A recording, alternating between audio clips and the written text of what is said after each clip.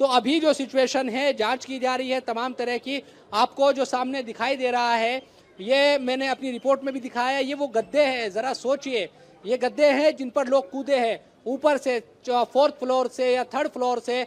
जब खिड़कियों से लोग कूदे बमुश्किल से खिड़कियों को तोड़ते हुए, उनकी क्या स्थिति रही होगी। एक तरफ धुआं, आग की लपटें और भीषण गर्मी का दौर है दिल्ली में इस वक्त, और तब वो अपनी ज़िंदगी को, अपने बच्चों की ज़िंदगी को बचाने के लिए उनके सामने जब कोई रास्ता नहीं रहा तो सिर्फ यही रास्ता बचा कि लोगों ने यहाँ पर अपने जो पास में एक शख्स गद्दे बेचता है, उसने अपने गद्दे फेंक दिए कि कम से कम इन पर गिरकर, इन पर अगर कूदेंगे तो वो घायल ही होंगे, अस्पताल में इलाज हो जाएगा, लेकिन की ज़िंदगी कम से कम बचेगी।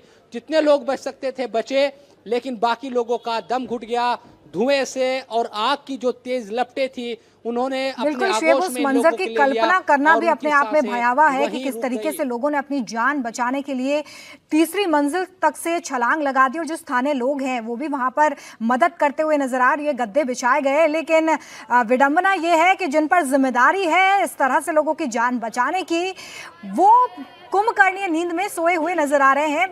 अनामिका भी हमारे साथ जुड़ी हुई है। अनामिका, पहले तो लापरवाही का नतीजा जिसकी वजह से ये आग लगी, कोई सेफ्टी मेजर्स वहां पर नहीं थे, और उसके बाद प्रशासन और पुलिस की भी वहां पर देरी से मौजूदगी अपने आप में कई सवाल खड़े करती है। अगर कुछ जिंदगियां बचाई भी जा सकती थी तो वो इस आग में जल चुकी हैं। बिल्कुल रौमिता, जो हमारे साथ चश्मदीद मौजूद है, इनका कहना है कि 8:55 में इन्होंने फायर डिपार्टमेंट को कॉल की थी और उसके बहुत देर बाद टीम पहुंची थी। हम उन्हीं से जानेंगे कि सुबह कितने बजे भैया यहाँ पे ये हादसा हुआ था। ये हुआ था 8:30 बजे। मैं यहाँ पे एंट्री करी थी, जब मैंने 8:30 बजे यहाँ पे मतलब आग स्टार्ट हो गई थी लगनी थोड़ी बहुत। उसके बाद मैंने आके यहाँ पे से मतलब सबसे पहले एम्बुलेंस को फ़ोन करा। कितने बजे आपने एम्बुलेंस को फ़ोन करा मैंने 8:45 पे, 8:40 पे एम्बुलेंस को फ़ोन करा। उसके बाद 8:55 पे फायर ब्रिगेड को फ़ोन करा, जब तक सिर्फ और सिर्फ धुएं निकल रहे थे। और फायर डिपार्टमेंट की टीम कितने बजे तक यहाँ पहुँची?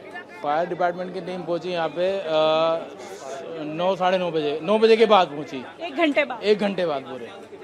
ये एक सड़क के किनारे का, मेन सड़क के किनारे का इलाका है, और फायर ब्रिगेड की जो टीम का ऑफिस है यहाँ से केवल कुछ ही मीटर की दूरी पर है, और यहाँ से मैक्स हॉस्पिटल भी कुछ ही दूरी पर है। जब मैक्स हॉस्पिटल लोगों को ले जाया गया तो 18 लोगों को यहाँ से मृत हालत में ले जाया गया, यानी वो बच भी नहीं पाए, और अधिकतर लोगों की मौत की वजह सफोकेशन है, उन दम घुटने की वजह से हुआ। कुछ लोगों ने छत से कूदकर अपनी जान बचाई। एक इसी होटल के स्टाफ के लड़के ने अपनी जान बचाने के लिए 3rd फ्लोर से छलांग लगाई। जो इस होटल के शीशे हैं वो तक बंद थे, जो एक एग्जिट डोर था वो एक चैनल था, लोहे का चैनल था, जिसे फायर ब्रिगेड की टीम और यहाँ रहने वाले लोकल लोगों ने मिलकर तोड़ा और फिर लोगों को यहाँ से बाहर निकालने की कोशिश की। अभी भी यहाँ पे फॉरेंसिक की टीम मौजूद है जो एविडेंस कलेक्ट कर रही है, लेकिन सवाल उन एमसीडी के अधिकारियों पर भी उठता है, उस बीट पुलिस वाले पर भी उठता है जिसकी जेब में यहाँ का कट मनी गया था, क्योंकि सबको पता है कि यहाँ पे अवैध तरीके से, इलीगल तरीके से होटल चल रहे हैं जिनकी इजाजत उतनी नहीं है जितनी बना दी गई है। आप देखिए कि लगभग 1, 2, 3, 4, 5वें फ्लोर तक ये है, और उसके ऊपर छत में भी कंस्ट्रक्शन है, और यहाँ तक कि बेसमेंट में भी कंस्ट्रक्शन किया गया है। पिछले साल जब राजेंद्र नगर में बेसमेंट में एक कोचिंग सेंटर में पानी भरा था और स्टूडेंट्स की डेथ हुई थी, तो ये साफ कर दिया गया था कि बेसमेंट में आप कोई भी कमर्शियल एक्टिविटी नहीं कर सकते हैं, लेकिन उसके बावजूद यहाँ पे एयरबीएनबी बनाए गए थे, और ये बहुत महंगे एयरबीएनबी थे जिन्हें वो लोग खरीदते थे जो फॉरेन स्टूडेंट आते थे यहाँ पे रहने के लिए, क्योंकि यहाँ पे एक यूनिवर्सिटी भी है। मैक्स हॉस्पिटल में कुछ फॉरेन डेलीगेट्स का इलाज चल रहा था। कोई ऐसे लोग हैं जो यहाँ पे इलाज कराने आते हैं और कुछ समय के लिए यहाँ पे एयरबीएनबी बुक करते थे। 10,000, 12,000, 15,000 रेट है यहाँ पे एक एयरबीएनबी का, जिसमें आप खाना बना सकते हैं।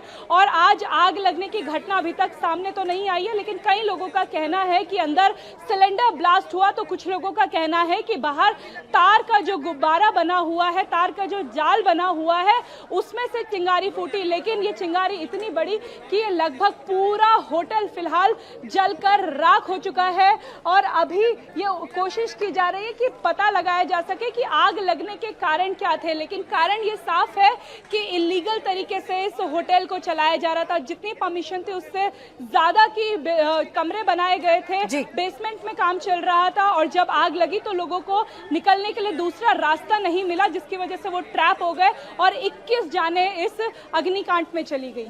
देखिए, लापरवाही का नतीजा है कि जानें यहाँ पर चली गई हैं, लेकिन सेफ्टी मेजर्स की बात करें तो हर लेवल पर वहाँ पर लापरवाही बढ़ती गई। शुएब भी हमारे साथ हैं। शुएब, राजधानी का ये अजीब सा सिस्टम है, बेसमेंट में कोचिंग चलाए जाते हैं, रेस्टोरेंट्स चलाए जाते हैं, कमरे बनाए जाते हैं और जब इस तरह के हादसे होते हैं तो उस पर छोटी मोटी कार्रवाई हम 1-2 दिनों में देखते हैं, लेकिन बड़ा सवाल तो यही है ना कि राजेंद्र नगर में जो हादसा हुआ था उससे क्या सबक लिया गया?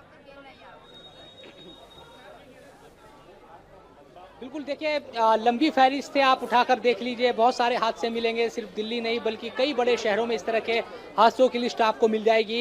लेकिन ज़रा सोचिए कि जो लोग यहाँ पर थे, क्योंकि ये खबर सामने आई है कि ज़्यादातर जो लोग हैं वो मैक्स हॉस्पिटल में इलाज कराने के लिए उनके परिजन आए हुए थे, वो लोग यहाँ पर रुकते थे, विदेश से लोग आए हुए थे, तो वो हमारे मेहमान भी थे और उनको अपनी ज़िंदगी से हाथ धोना पड़ा।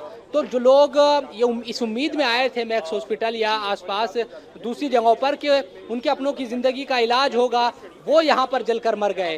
तो ये बहुत ही भयावह स्थिति है।